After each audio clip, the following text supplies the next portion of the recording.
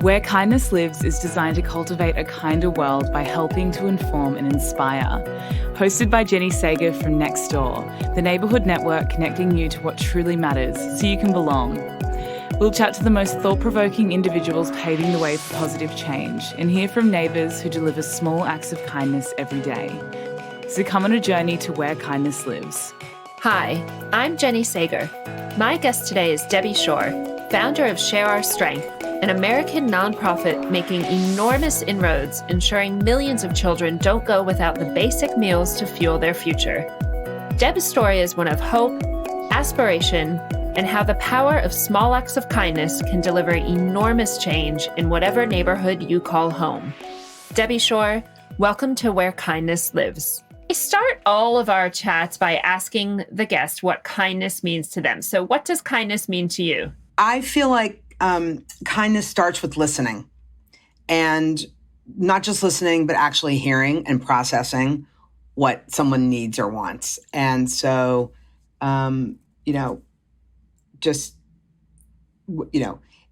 of just like doing an act that you think is kind, thinking about what someone needs and, the difference between maybe someone is, I was thinking about this recently. The question prompted me to think about someone who missed their plane that was going to a dinner, and I knew that they had missed their flight. So sending, a cheese plate and wine to their hotel. So that's just sort of listening and hearing what they're going through. So I think it starts with listening. I love that. Do you have any tips for people of how to become a better listener? This is a subject that I really love because people think listening is just being quiet. No. I'm a talker, but I'm also a listener, I'd like to think. I think you have to practice it, I'm trying to get my daughter to think about it. You have to not just be quiet, you have to hear it, think about it. You can do it quickly and then respond or not respond. It doesn't always need a response, but practicing processing what you've heard, I think is the key. I do want to talk to you about how you started Share Our Strength with your brother, I believe about 30 years ago. What made you tackle these issues around poverty and food, and why was that important to you? I have to give my brother the credit for having the idea. And it was, I keep this in my inbox at work. There's an article that came out in the New York Times about the millions of people that were at risk of dying of starvation in Ethiopia. And that was the impetus, honestly. We had both we're currently working in government at the time, working for a senator who was a senator at the time, but then ran for president. And we worked on that campaign. And we really felt, and my brother really felt, this almost physical response to what he had seen about Ethiopia. And government doesn't always address things right away, but private citizens can. Governments also do, but this was something that we thought as a private citizen we could take on. And so we really quickly set the organization up. I mean, it was just a matter of weeks and just had this very strong sense that, jumping into the name of the organization, but had this very strong sense that people wanted to be fulfilled if they were given an opportunity to share their strength, their skill, their passion, their network, what they do for a living, finding a way to be connected to something larger than yourself.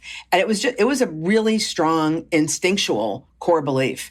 And it's turned out to be as true today as it was 30 plus years ago. And did you have moments where you just went, oh, this is crazy, it's all too hard, we can't do this? Of course, your memory could be kind. My memory is, and I remember those early days, and they were so sweet because it was just a few of us starting out, and there were no barriers. You could kind of do or try anything that you thought might be a good idea, might move the idea forward. And so it was really all upside. There was no one to say, don't try that. We had no barriers in front of us. And we got enough early endorsement, early positive reinforcement that it kind of just kept us going. We were not easily deterred, but it felt easier to me.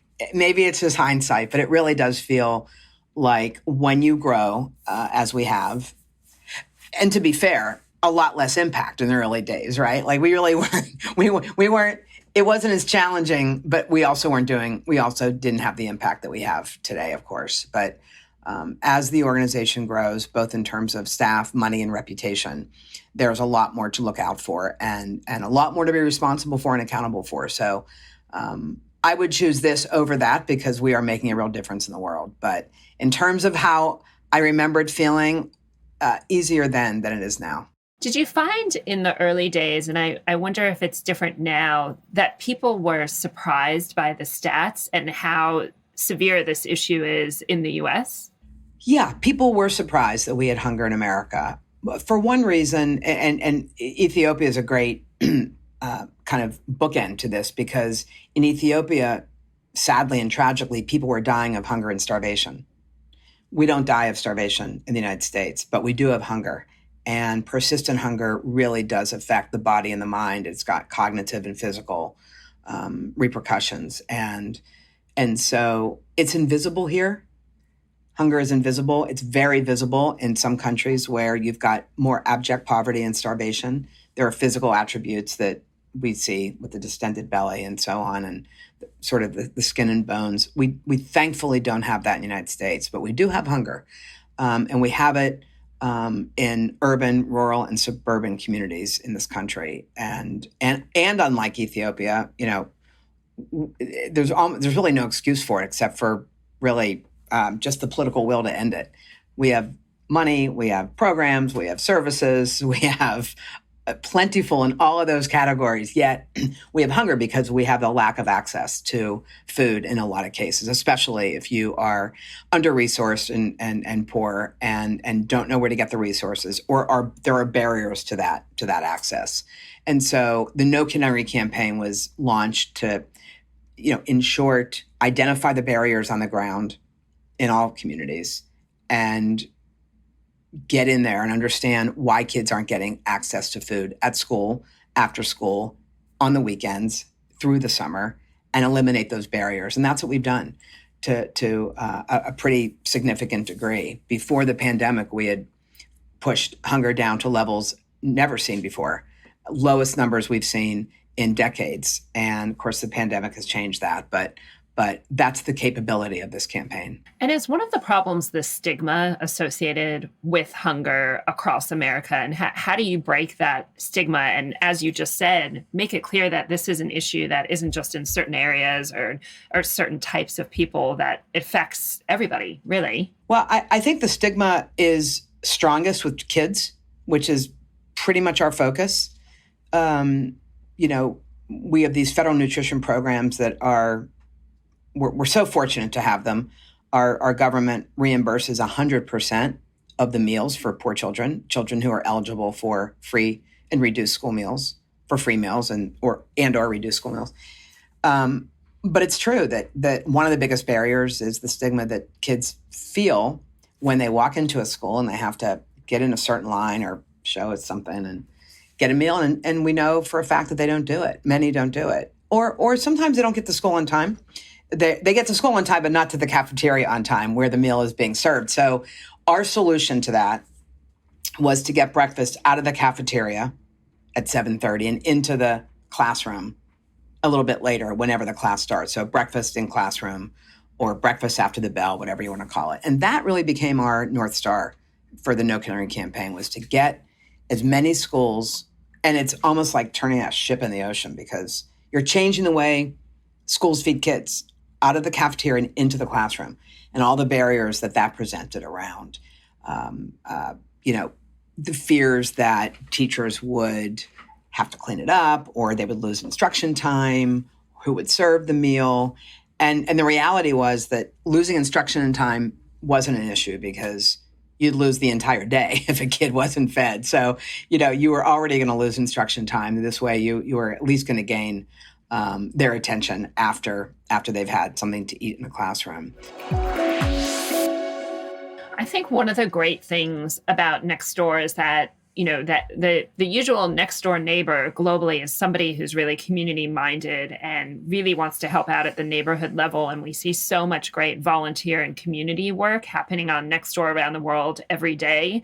Are there things that people who are listening can do to help with this issue, or things at the community and neighborhood level that they can do to just kind of chip in and help? Thank you for asking that. They can definitely go to our site, nokidhungry.org, and there's just a bunch of ways to get involved. There's volunteer ways in the different cities. There's making a financial contribution, which we always appreciate. There's getting involved with events, getting involved with local community partners. Our partners are listed there. So nokidhungry.org, and I think you can find a number of ways to get involved in almost any community across the country. I think, as I mentioned from my own personal experience, it's certainly an issue that any parent can relate to. And you have some incredible celebrity champions, Kristen Bell, Pink, they've all commented on what you're doing. How do you work with these people, and how did they come to you and get on board?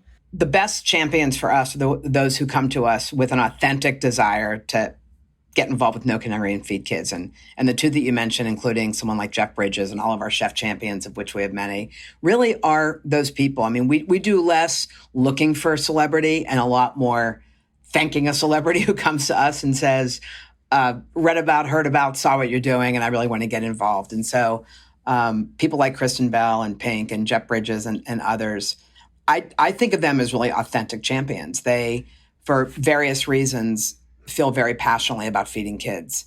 And they have used their platform and their celebrity and their financial strength to help us.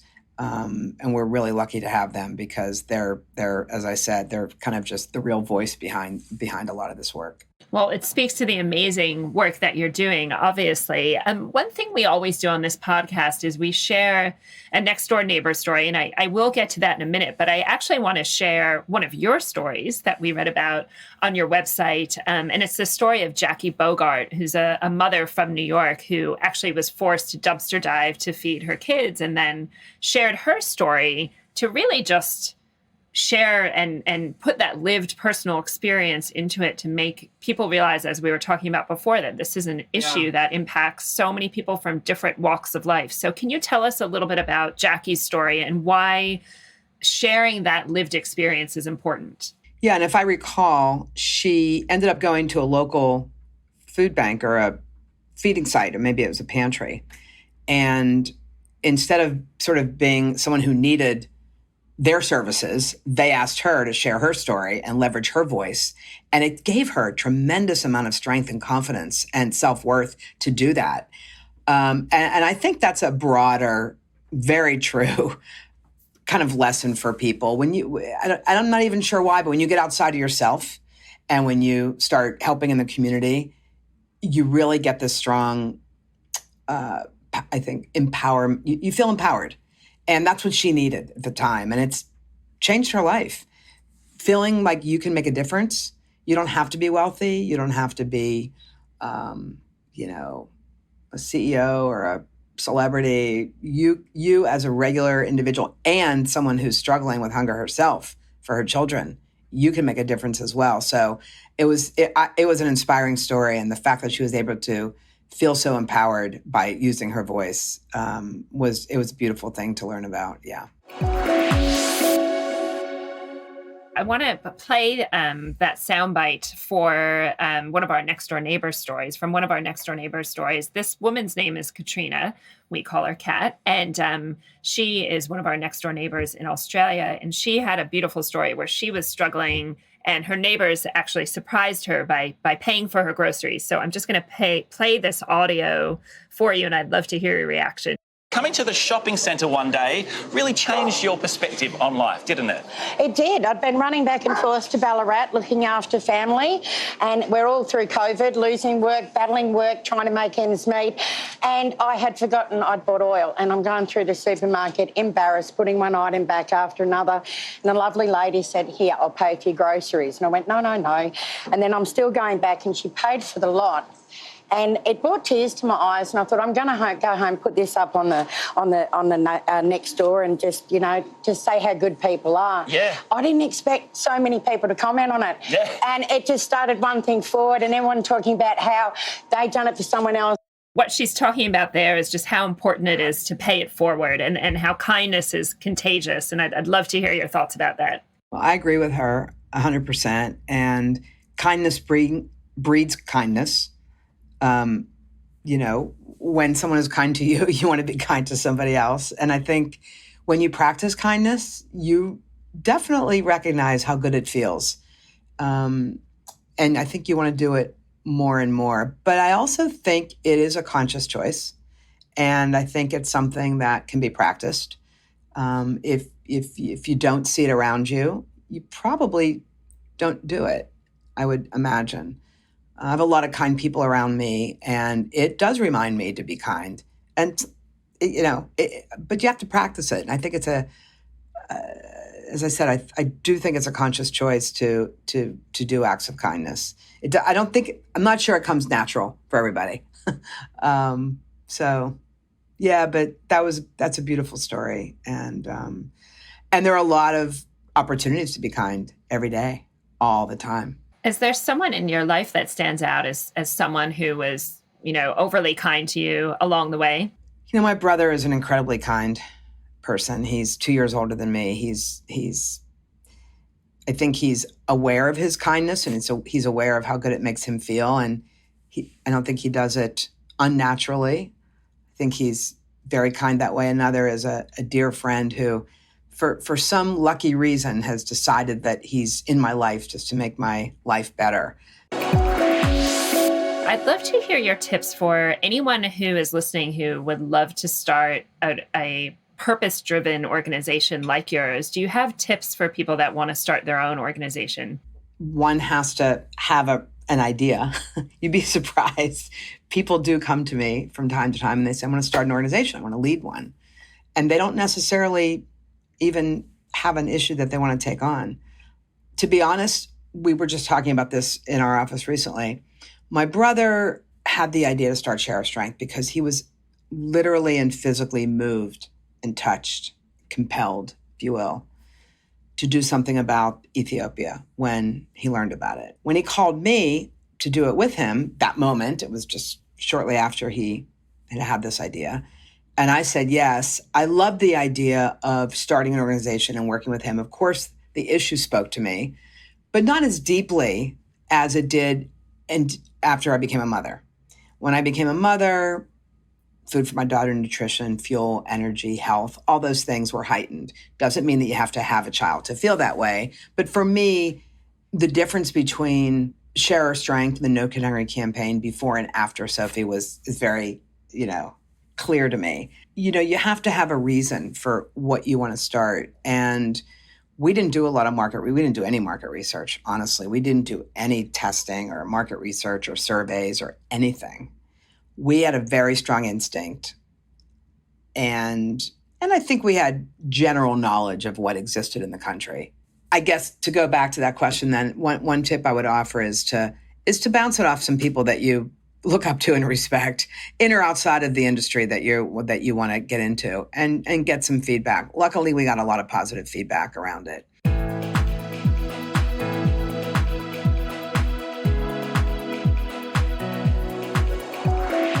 One thing that we always do at the end of this podcast is we have a bit of fun. We do what's called the Kind Carousel, which is different kinds of questions. So here we go. Okay, if there was a Hollywood movie made about Share Our Strength and someone had to play you, who would your pick be?